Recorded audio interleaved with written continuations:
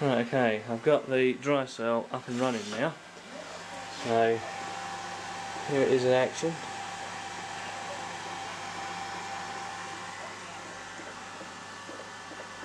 It's coming up through the bubbler there.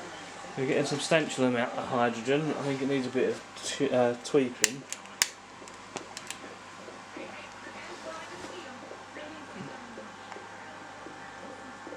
We're getting a fairly good sustained flame now.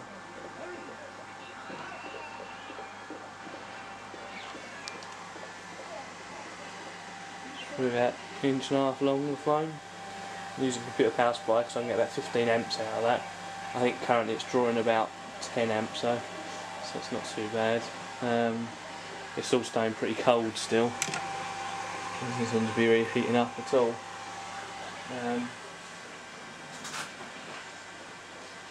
Yeah, I had a few glitches first of all with the water flow coming through the cell, but I seem to have solved them a little bit now, so it's working a lot better. Yeah, so the water supply is still staying pretty cold. Pretty happy with that. The actual cell itself warms up a bit, but it's generally fine. It still feels pretty cool to the touch. As the cell has warmed up a little bit, it's started producing more and more hydrogen, and the flame's getting better and better the longer I leave it running.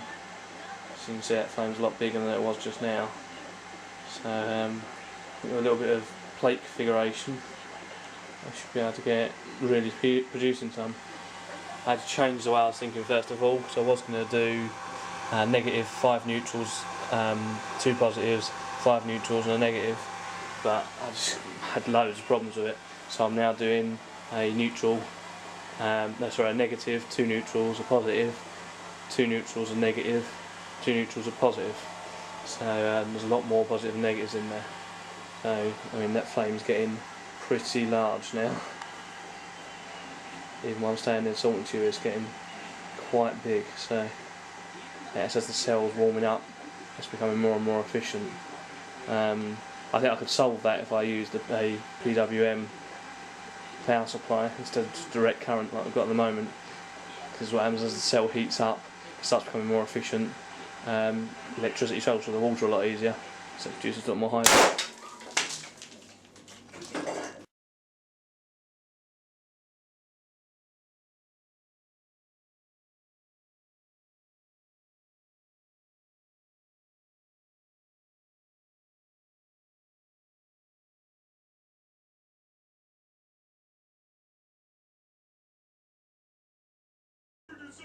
Okay, as you might have seen in that last clip, we had a slight issue with the cell, as in the flashback arrestor did bugger all really, and it kind of travelled back into the bubbler, and we had just a little bit of a bang that happened there.